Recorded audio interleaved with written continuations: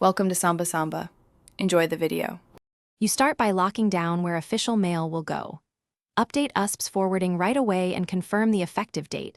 This prevents missed documents. Next, tell your employer so payroll, tax forms, and benefits reflect the new address. Once done, contact banks, credit cards, and insurers to avoid billing or claim complications. Make sure to save confirmation numbers or screenshots. They're your proof if a statement or form arrives late, and that keeps deadlines from slipping.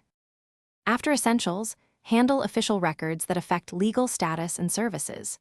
Visit your DMV website to update your driver's license and registration.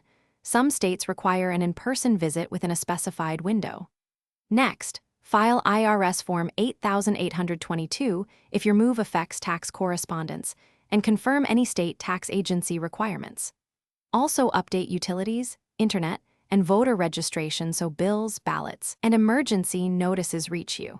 Keep a checklist and tick off confirmations as they arrive to avoid penalties or lost services. Finish by verifying every change and transferring records where needed. Request digital confirmations and, if possible, a mailed confirmation for critical accounts. That double confirmation reduces disputes. Update medical providers, schools, and subscription services, and authorize transfers of records or prescriptions. If a critical statement or item is missing, contact the sender immediately and open a USPS inquiry for lost mail. One key tip: keep a single organ.